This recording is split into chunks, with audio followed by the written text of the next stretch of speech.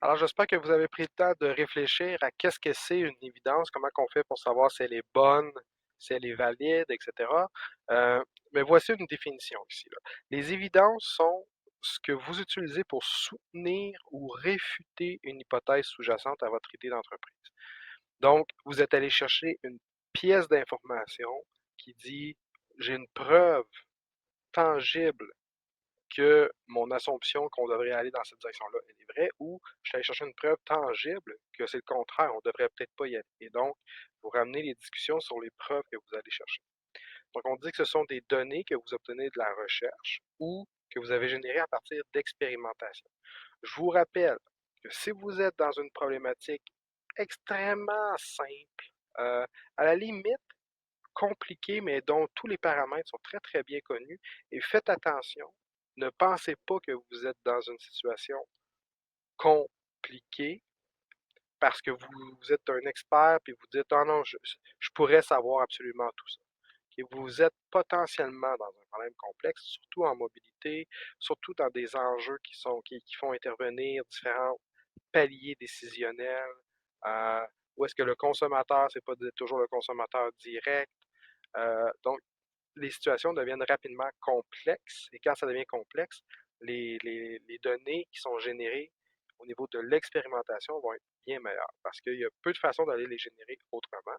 Et en faisant de la recherche, on n'est pas capable de cerner l'ensemble des éléments qui vont arriver. Donc, on est mieux de juste faire l'expérimentation et voir comment les gens réagissent. On dit que les évidences peuvent prendre de nombreuses formes différentes, allant des évidences faibles aux évidences solides. On va regarder ici. Alors, voici, là, on commence à vous outiller de plus en plus sur qu'est-ce que vous pourriez faire comme test précis. Et vous voyez, par exemple, si on commence dans le bas à gauche, là, des évidences qui sont quand même assez faibles. Donc, on doit interpréter ça avec un peu de légèreté, mais par contre, qui sont assez rapides à faire. Donc, c'est un bon compromis entre ça ne sera pas de l'information qui va être extrêmement riche, mais c'est tellement facile à aller chercher que pourquoi je m'en passerais. Et donc, c'est vraiment des petites stratégies ici que les gens utilisent beaucoup dans la zone de découverte et que vous devriez toujours, si vous faites de l'innovation, juste pour vous aiguiller dans la bonne direction. Donc, c'est des petites choses que vous pouvez faire, puis ça va vous permettre d'être flexible, de pivoter, puis juste de, au lieu de parler d'opinion, vous allez dire, je me demande si les gens seraient intéressés à telle feature. Ah tiens, on va juste me faire une petite ad, puis voir si les gens vont cliquer. Ok? Donc, c'est pas la chose la plus forte au monde, mais ça va rapidement vous nourrir. Si on va des choses qui vont vous donner aussi des meilleures évidences, puis qui vont prendre pas nécessairement énormément de temps à faire, ben ce sont c'est des validations d'entrevue. Donc, si vous avez par exemple des MVP, ben, c'est une bonne utilisation à ce moment-là, c'est de faire une entrevue de validation avec votre MVP, puis d'aller valider différentes choses. Vous ne poserez pas les mêmes questions si vous allez valider euh, la viabilité ou la désirabilité. Et donc, l'impact de votre expérimentation n'aura pas le même selon ce que vous essayez d'aller chercher comme information. Donc, des évidences très fortes, mais qui vont commencer à prendre plus de temps, ben là, on se rapproche de l'exécution à ce moment-là. On commence à être de plus en plus sûr, et avant de réellement mettre la main à la porte, on va utiliser des stratégies comme par exemple le Wizard of Oz, où est-ce que l'utilisateur va penser que c'est une machine qui fait les choses, mais en réalité, vous faites le travail manuel derrière. Ou faire de la co-création avec des customers. Donc, si les gens sont prêts à co-créer la solution avec vous, ça vous donne une idée de la perception de la valeur de votre solution. Ok? Donc, à partir du moment où on comprend qu'il y a des évidences, il y en a différents types, on va les chercher de différentes façons et ces expérimentations-là vont générer des évidences plus ou moins fortes. Le Wizard of Oz, il va générer une évidence très forte, alors que le, le landing page va amener une évidence un peu moins forte. C'est juste de bien comprendre cette réalité. En fait, j'aime bien l'expliquer avec cette image-là, c'est que l'impact de vos expérimentations, comment savoir que vous allez dans la bonne direction? Un, ça vous prend une vision claire. Vous devez savoir c'est quoi vos objectifs. C'est pour ça qu'on part du business model. C'est pour ça qu'on part du value proposition Canva. Parce que ça veut dire que c'est une certitude que vous êtes ancré dans des choses que vous avez besoin de mettre en place. Vous devez assurer d'avoir un problème et une solution qui fonctionnent ensemble et d'avoir un modèle viable. Maintenant, il y a moyen de faire plusieurs petites expérimentations qui vont surpasser une grosse expérimentation. Le temps devient l'essence ici. Si ça va prendre beaucoup moins de temps à faire des petites expérimentations et vous pouvez les bâtir une sur l'autre parce qu'à chaque apprentissage, la meilleure va être bonne aussi. Donc, vous voyez que c'est toujours une balance entre le temps, la puissance de l'évidence que vous allez aller chercher. Mais dans tous les cas, si vous faites plein de petites expérimentations, vous allez euh, mettre les chances de votre côté. Okay? Donc, ça va surpasser éventuellement la grosse expérimentation. Donc, pensez toujours le plus petit et vous allez avoir votre impact parce que vous allez l'avoir sur le nombre. Si vous faites juste une petite expérimentation, là, je vous comprends de me dire, ben, je n'ai pas vraiment besoin, j'ai d'autres problèmes plus importants. Donc, oui, c'est vrai, si vous faites vous faites une expérimentation. Mais si vous utilisez chacune des petites expérimentations pour apprendre, ben, vous allez tranquillement améliorer votre connaissance. Et donc, ici, je vous ai mis, parce que là, depuis tantôt, on parle de mesures, d'impact et tout ça. Et là, je vous dis le type d'expérimentation. Mais c'est quoi le type de data que vous allez aller chercher? Et c'est là que ça devient extrêmement compliqué de vous enseigner à distance parce que tout dépendant de où est-ce que vous êtes, vous n'allez pas regarder les mêmes choses. Et là, donc, juste pour vous mettre quelques petits trucs des types de data qu'on peut aller chercher, ben, puis vous commencez la discussion sur le fait qu'ils n'ont peut-être pas le même poids. Euh, donc, les expérimentations n'ont pas nécessairement le même poids, mais les data que vous allez chercher n'ont pas nécessairement le même poids. Donc, il y a le Current Active Members, par exemple, c'est qui les gens qui sont actifs sur votre plateforme. À ce moment-là, on va pouvoir définir ça veut dire quoi être actif. Les followers, le conversion rate, donc les gens qui viennent sur votre site, à quel point il y a beaucoup de gens qui vont jusqu'au processus d'achat. Revenue by customer, donc est-ce que vous êtes capable de faire de la revente. Le churn rate, c'est juste le petit mot fancy que j'ai mis ici, c'est pas tout le monde qui le connaît celui-là. Mais le churn rate, c'est la quantité de nouveaux utilisateurs que vous avez versus les utilisateurs anciens qui s'en vont. Donc, une espèce de rotation que vous avez. Donc, est-ce que vous attirez énormément de gens, mais les gens s'en vont et vous ne les remplacez pas, ces gens-là? Ou c'est comment ça fonctionne? Et donc, vous voyez que si je vous fais juste parler de mesures, ben, on peut commencer à mettre un poids sur chacune de ces mesures-là, puis dire, ben, les followers, puis j'ai fait exprès pour le mettre là, c'est ce qu'on va appeler un vanity metric. C'est quoi un vanity metric? Ça nous donne de l'information, mais en réalité, ça ne veut pas dire grand-chose. On peut facilement avoir énormément de followers, mais pas créer tant de valeur que ça. Par exemple, parce qu'on a offert, euh, on a triché un peu, on a attiré les gens avec une publicité un peu mensongère sur notre produit. À la limite, on peut même acheter des followers. Donc, si quelqu'un qui vient me voir et qui dit j'ai beaucoup de followers, ben, ça c'est pas une métrique qui est super important pour moi. Par contre, si vous êtes vraiment au départ, puis vous avez déjà des followers, c'est très encourageant. Donc, où est-ce que vous êtes, ça va avoir un impact. Euh, Évidemment, c'est ça. Donc, followers comparativement à un conversion rate, ça veut dire que là, vos followers viennent sur votre site, mais ils font la conversion vers des achats.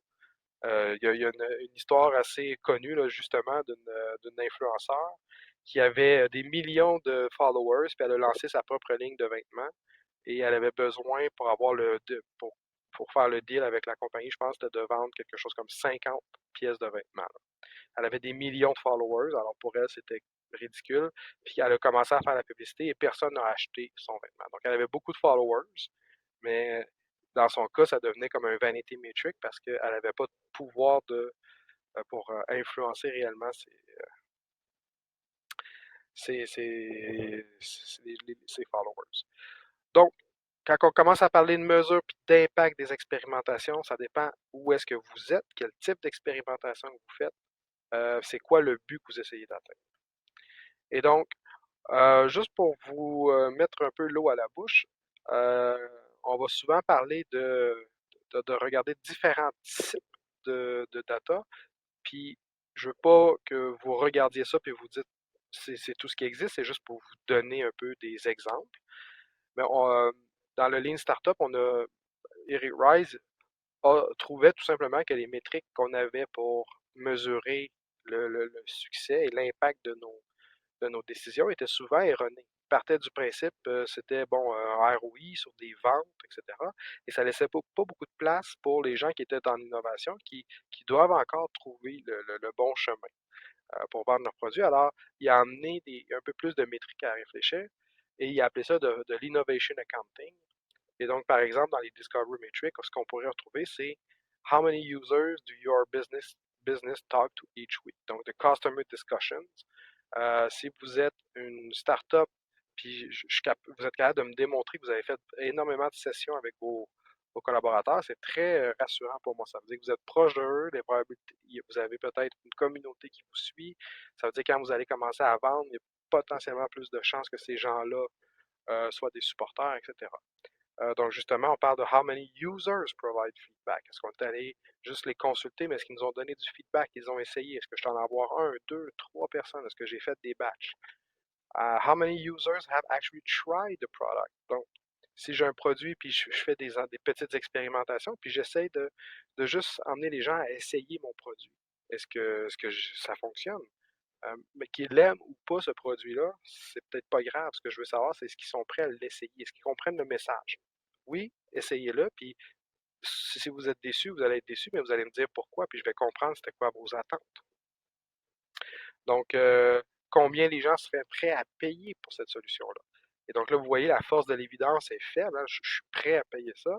C'est pas comme j'ai payé ça, mais ça vous donne une idée, ça vous lance dans une direction. Si vous dites, oh my God, les gens pensent qu'ils vont payer 5 pour ça, mais ça me coûte 40 à produire, mais rapidement, vous vous dites, OK, le plus gros risque, c'est de descendre ma structure de coût, là, ben, parce que les gens ne seront jamais prêts. Il faut que je trouve d'autres différents partners, etc. Donc ça, c'est des métriques de découverte, des métriques plus liées aux assumptions que vous faites et à la validation de ces assumptions-là. On va parler en terminologie là, du product market fit, pour s'assurer que la solution est bonne. Ben, c'est le rate des gens qui vont racheter la solution, les gens qui vont rester euh, avec vous, les gens qui sont prêts à payer, par exemple, pour un premium. Donc, vous avez une version gratuite et soudainement, ils voient la valeur tellement qu'ils sont prêts à aller à l'autre étape. Tout ce qui est referral, la capacité de prendre l'argent généré par un client et la réinvestir pour aller chercher un autre client, par exemple. Ça devient intéressant. Donc, on voit que ce n'est pas le même type de métrique. Et donc, une métrique prise dans la mauvaise phase, si je vous dis, j'ai pas de retention rate sur un produit que je n'étais pas encore sûr, même s'il y avait de. C'est peut-être pas ça qu'il faut que je regarde. Il faut que je regarde beaucoup plus c'est quoi le feedback que je suis allé chercher, c'est quoi mon apprentissage. OK? Et finalement, les growth metrics, parce que là, c'est vraiment plus un problem solution fit. Ça veut dire que vous avez bien compris, vous avez le bon produit qui va avec la bonne solution. Ben là, souvent, il va y avoir un flux sur votre site web parce que les gens vont vous trouver, parce que les gens vous cherchent, les gens ont ce problème-là, votre solution répond à ce problème-là. Ça peut être, que je vous ai dit tantôt, un vanity matrix, pas parce que vous avez beaucoup de visites que nécessairement vous avez beaucoup de ventes, mais c'est quand même un bon indice. Après ça, le pourcentage qui sont devenus des utilisateurs, des pourcentages des gens qui ont choisi de payer, même s'il y avait une version freemium, etc., le prix moyen que les gens sont prêts à payer si vous avez plusieurs services. Donc, vous voyez déjà là, vous êtes tous à des niveaux différents. Euh, Selon moi, vous êtes beaucoup plus proche de l'étape de discovery que vous le pensez.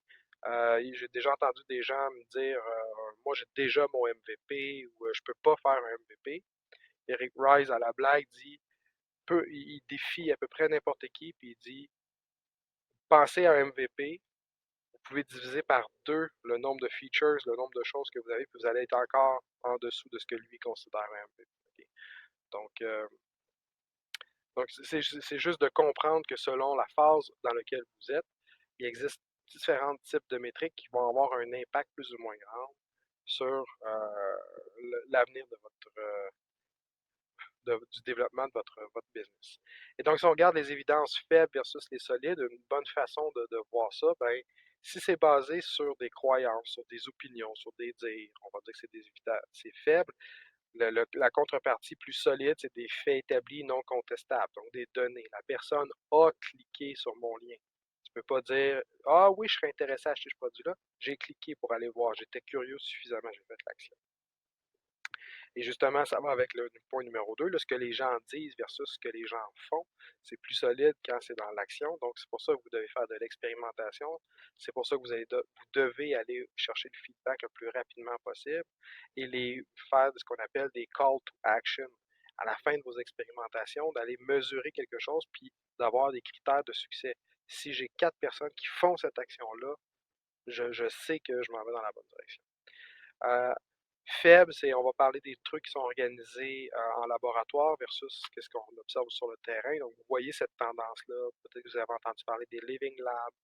Donc, c'est d'essayer d'être le plus proche possible de la réalité parce que dans un laboratoire, ben, vous me faites goûter 2 bières. Je vais peut-être dire que cette bière-là, la bière A est meilleure et que je l'achèterais. Mais rendu dans le bar, ben, juste à cause de l'effet de publicité, je suis peut-être pas prêt à acheter une bière qui n'est pas connue. Je veux que les gens, et donc, j'agirai pas de la même façon. Et donc, les données que je vais chercher n'ont pas la même puissance. Euh, donc, le niveau d'investissement de la personne. Donc, si c'est un petit freebie qu'on donne, un petit morceau de la solution pas cher, ben, puis que les gens essayent, ça a quand même moins d'importance que si on est rendu déjà à l'étape de MVP, un produit, une solution tangible. Même s'il n'est pas parfait, là, les gens qui commencent à l'utiliser, ils vont l'utiliser puis faire un usage réel puis voir une valeur réelle. Ça a des évidences plus solides.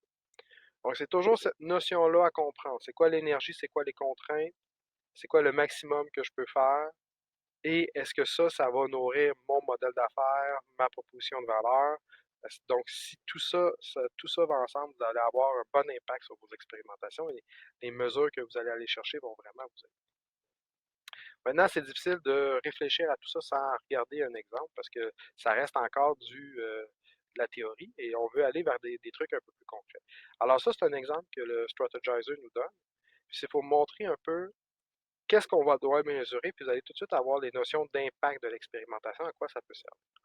Et donc ici, si on commence par le test card, donc c'est avant de faire l'expérimentation, ils sont dans la planification. Et là, leur hypothèse, c'est que les parents des milléniaux ils préfèrent des projets qui ont été sélectionnés puis qui fitent vraiment le niveau d'éducation de leur enfant. Donc, le niveau de difficulté est adapté. Donc là, c'est leur hypothèse. Donc, ils veulent potentiellement développer ce genre de service ou de produit-là. Et là, ils disent, OK, pour vérifier qu'est-ce qu'on va faire, on va interviewer 20 personnes, 20 parents. Donc, ils ont une cible précise. Ça prend des parents de milléniaux qui ont des enfants qui ont nécessairement des projets avec des enfants qui ont des projets en sciences. Parfait. Donc là, ils savent le test qu'ils veulent faire.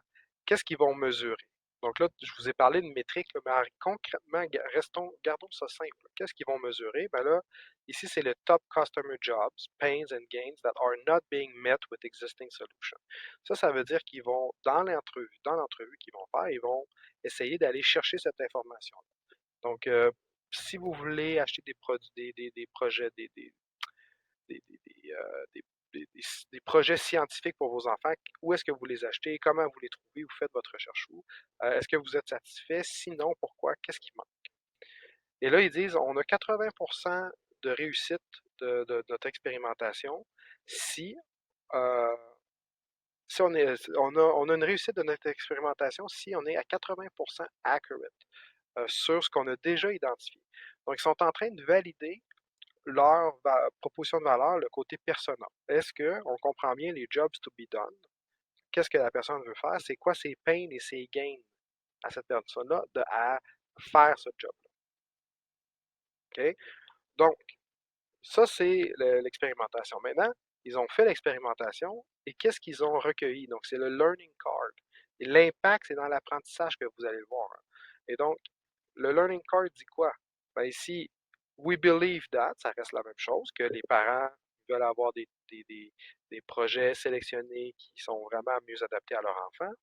Et donc, qu'est-ce qu'ils ont observé en faisant les entrevues? Alors, il y a eu évidemment, ils ont fait l'expérimentation, ils ont analysé les données. Puis, millennial parents want their kids to have a unique project with clear instructions that match their ability. Donc, il y avait cette notion-là de uniqueness. Et c'est justement ce qu'ils ont appris en fait. Uniqueness was a top job that we had previously not in phases. C'est important d'avoir ce côté unique pour les parents, d'après ce qu'ils ont été chercher.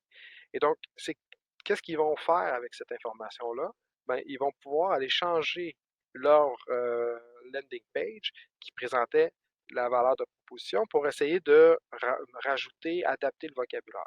Donc, cette petite expérimentation-là, ça leur a permis de mieux comprendre qu'est-ce que les gens voulaient et ils peuvent tout de suite le relancer dans une autre expérimentation pour dire donc on va améliorer notre landing page, on va rajouter ces mots-là, puis on va voir si est-ce qu'on est capable d'augmenter le nombre de gens qui cliquent pour avoir un essai gratuit de notre kit, par exemple, ou qui veulent nous rencontrer, ou peu importe c'est quoi la prochaine étape que vous avez désigné. Donc là, vous voyez un peu qu'est-ce qu'on va mesurer, comment on peut le réutiliser, où est-ce qu'on en est, c'est tout ça quand on parle de l'impact des expérimentations.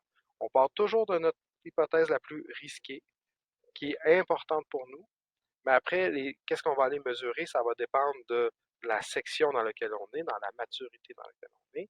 Plus on est en discovery, plus ça va être des données qui démontrent qu'on est capable d'aller chercher le feedback. Mais éventuellement, vous voulez avoir ce type de confirmation que vous comprenez bien votre cible.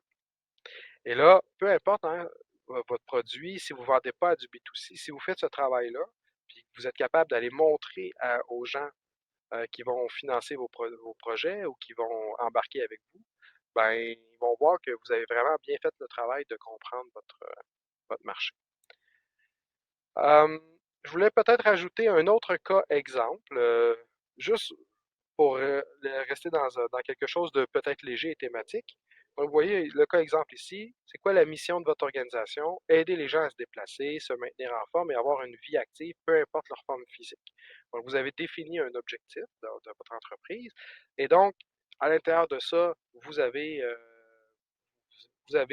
un produit, vous avez déjà des vélos, et là, votre hypothèse, c'est que les gens à équilibre fragile, qui veulent se garder en forme, considèrent des véhicules à 2 roues lors de leur décision d'achat. Vous voulez juste savoir s'ils considèrent acheter ça. Okay? Et donc là, avec tout ce qu'on a vu depuis le début de cette série de vidéos-là, déjà, vous devriez avoir certains réflexes. Est-ce que ce serait une entrevue? Est-ce que c'est une publicité? Est-ce que c'est un prototype? Est-ce que c'est un MVP fonctionnel? Est-ce que c'est très risqué? Est-ce que ça vaut la peine de prendre énormément de temps? Est-ce que j'ai déjà beaucoup d'évidence qui me dit donc je devrais je devrais prioriser des trucs qui vont me donner des évidences fortes ou j'ai à peu près rien là-dessus. Donc je vais y aller, peut-être pas des évidences fortes, mais je vais y aller rapidement. Ben, vous voyez comment on va choisir mon test en fonction de ça et l'impact que ce test-là aura. Donc la mesure, ça peut être est-ce qu'il y a des referrals ou des recommandations? Est-ce que les gens ont des promesses d'achat? Est-ce qu'il y a un commitment? Est-ce qu'il y a un intérêt? Est-ce qu'il y a un testimonial après avoir essayé, par exemple, que les gens sont prêts à dire que vous pourriez publier? Et là, les conditions de critères de succès ici que j'ai mis, c'est vous avez raison si 2% des personnes à qui vous parlez, qui sont dans votre segment, book un test ride. Okay? Donc, ça pourrait être que vous n'avez même pas le truc encore, c'est pas fonctionnel, mais vous présentez des images à une, je sais pas, à une conférence quelconque, quelque part, peut-être au Moving On. Il y a des gens qui se promènent et là, ils vont là, puis là, vous dites, hey, est-ce que vous voudriez essayer?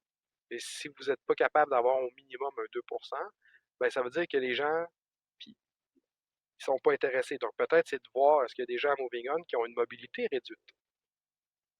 Est-ce que ces gens-là seraient prêts à l'essayer? Donc, est-ce que des personnes un peu plus âgées? Donc, vous comprenez comment vous pouvez utiliser ça, faire votre expérimentation, alors que vous faites aussi une démo dans une foire. OK? Mais là, vous voyez, j'ai pris cette histoire-là juste pour vous montrer à quel point c'est difficile d'avoir une réponse unique à la mesure, à l'impact. Mais c'est de bien comprendre comment elle se situe, puis comment on joue avec les différents éléments. Et là, théoriquement, c'est ce que vous devriez devenir, avoir cette capacité naturelle à faire, c'est de regarder, ça, je suis vraiment pas sûr. Comment je peux aller valider ça? Est-ce que c'est facile? Est-ce que c'est pas facile? Ouais, OK. Est-ce que j'ai le temps? C'est quand mon prochain deadline? Moi, j'aimerais ça avoir de l'information pour telle date parce que j'ai un projet, une décision à prendre, donc j'aurais peut-être le temps de setter ça. Et là, je vais aller chercher de l'information. Au moins, je vais avoir avancé. Donc, vous voyez comment c'est un processus qui devient, qui a l'air compliqué au début, mais plus on le fait, plus on devient habile à le faire. Et justement, plus on le fait, plus on devient habile. Et donc, comment faire le suivi des expérimentations? Ben là, je ne veux pas entrer tant dans le détail parce que je pense que c'est pas le but vraiment dans du bootcamp, d'en arriver à être une machine à expérimentation. Moi, je vous le dis, si vous réussissez à faire une expérimentation de A à Z en gardant le cap et en disant, même si vous vous dites à un certain moment, ça n'a aucun bon sens, c'est trop simple, je le sais déjà ça, mais que vous allez au fond des choses et que vous en faites une, moi, je vais être content. OK? Ceci dit, si vous arrivez à avoir cette maturité, vous êtes dans une phase de croissance, il y a des expérimentations qui vont se faire en parallèle, des choses que vous n'allez pas comprendre. Donc, comment tout ça va s'opérer? Ben, c'est normalement, c'est le processus, on l'a déjà vu, hein. Donc, on part de l'idée. L'idée va permettre d'améliorer notre modèle d'affaires. On est en train de designer une business, pas juste de produire ou de fabriquer une idée. C'est basé sur notre modèle d'affaires, le value proposition. De ces hypothèses-là, on va designer plein de tests. Vous en avez déjà un designé, vous en avez peut-être deux designés. Donc, tant mieux. C'est important, c'est pas d'avoir le meilleur test. Je vais pas vous dire, ah, vous auriez dû faire ce test-là ou ce test-là. Je pense que c'est juste important que vous le fassiez. Si vous n'êtes pas prêt à faire l'erreur maintenant, vous ne serez jamais prêt à faire l'erreur. OK? Donc, lancez-vous, faites-vous confiance. Donc, design your test. Ensuite, vous faites la fameuse boucle de fabriquer le test, measure, learn. De ça, vous remplissez votre carte, le learning. Si c'est quelque chose de validé, ben là, vous continuez à, à mesurer le progrès, vous continuez à valider vos hypothèses, à bien comprendre votre consommateur, à créer votre business, donc tout va bien. Par contre, si vous invalidez certaines des choses, ben là, c'est de dire, OK, grâce à cette nouvelle information qu'on croit invalider, est-ce que ça veut dire que le modèle d'affaires ne doit pas être là? Est-ce que ça veut dire qu'on ne va pas vers la bonne cible? Est-ce que ça veut dire que c'est trop tôt notre technologie?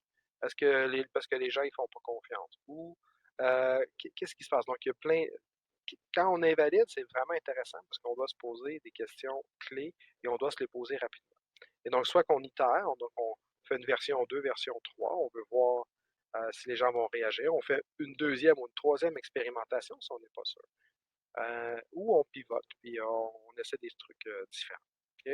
Donc, vous voyez comment tout ça devient euh, euh, quelque chose qui fonctionne en parallèle. Et moi, je vais vous le dire, en toute honnêteté, je vais chez des clients, nous-mêmes à l'interne, on adore ces processus-là, on le fait à certains, nous on le fait à l'interne quand on a des décisions extrêmement risquées, on va s'asseoir, on va penser comme de cette façon-là, mais on fait pas toutes nos, c'est pas vrai que toutes nos initiatives ont des cartes d'expérimentation documentées.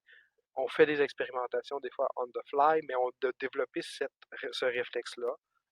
Puis pour les plus importantes, nécessairement, on va s'assurer de faire le processus jusqu'à l'apprentissage et venir rechallenger toutes nos décisions d'affaires. Donc, ça va ressembler à quoi éventuellement? Ben, là, si on voit une autre façon de le voir ici, là, vous allez avoir plein de cartes d'expérimentation qu'on va appeler votre test backlog. Donc, c'est toutes les expérimentations que vous aimeriez faire, qui vous rapprocheraient de la certitude que ce que vous êtes en train de faire, il y a un marché valable. Qu'est-ce que vous êtes en train de bâtir? S'il y a des expérimentations qui sont courtes ou longues, c'est quoi les mesures qui sont en train d'être prises? C'est quoi les apprentissages? Puis dire, OK, donc cette expérimentation, on est allé jusqu'à l'apprentissage, c'est done. On peut rentrer une nouvelle expérimentation dans le backlog. Est-ce que ça change? Et là, c'est là ici, donc, est-ce qu'on a invalidé? Donc, on va repenser l'idée. Est-ce que on veut aller chercher un peu plus, donc on va itérer, on va continuer sur les différents tests qu'on avait, ou on a complètement validé, puis on va changer sur la prochaine, il appelle ça le quest, euh, mais c'est ça, donc on va passer à la prochaine idée. Okay? Donc on continue à augmenter notre progression de notre certitude. Et c'est exactement ça le but ultime, en fait, c'est d'arriver à avoir un progress bar à ce niveau-là. C'est-à-dire que vous allez faire le suivi de vos expérimentations, vous allez avoir différentes hypothèses. Pour chacune des hypothèses, vous auriez deux, trois tests à faire, selon le temps, le coût, etc., la force de l'évidence que vous voulez aller chercher, donc quelque part de l'impact que cette expérimentation-là va avoir et à quel point elle va vous rapprocher de de votre objectif. Quand vous avez des choses validées, ben, ça vient augmenter ici votre fameuse barre de progrès. Donc, plus vous avez des forces, plus vous pouvez grandir ça. Et donc, vous êtes de plus en plus certain que ce que vous êtes en train de bâtir, il y a un marché, vous comprenez comment le vendre. Donc, ça va super bien. Si vous avez des résultats qui ne sont pas très clairs, vous avez besoin d'en faire plus, ben, vous en faites plus. Tournez faire des expérimentations. De faire une expérimentation, ça vous apprend des choses. C'est mieux ça que de continuer à développer le truc pendant un mois de plus chez vous en espérant avoir dans un mois être rendu assez loin pour le montrer. Okay? Ou sinon, ben, ça invalide certains trucs et c'est tout. Vous voulez le savoir, on dit fail fast. Le plus tôt vous allez le savoir, le plus rapidement vous allez être capable de pivoter. Et ben, puis là, je donne des exemples, puis je ne crois pas nécessairement à ce que je suis en train de dire dans cet exemple-là, mais peut-être que vous avez passé des panneaux solaires sur des cartes de golf, mais en réalité, c'est peut-être sur sur, sur, euh, sur un autre type de véhicule que vous devriez mettre ça. Peut-être que c'est sur des bateaux, par exemple. Je sais pas. C'est juste pour vous dire, vous allez peut-être le découvrir rapidement, puis le plus rapidement vous le découvrez, le mieux c'est. Donc, je sais que c'est pas un sujet facile parce que impact, mesure, je veux pas entrer dans les détails de toutes les métriques qu'on peut aller chercher. C'est plus cette compréhension-là et le challenge que j'ai, c'est de vous faire comprendre que selon qui vous êtes, les différentes expérimentations n'ont pas le même impact. Et donc, une expérimentation qui a peu d'impact parce qu'il y a peu d'évidence peut être vraiment plus utile à un certain état. Euh, donc, c'est là que vous devez développer un peu votre instinct et utiliser des outils qui vont vous aider à déterminer les expérimentations. Ceci dit, on est là pour vous aider, donc posez vos questions et on en reparle bientôt.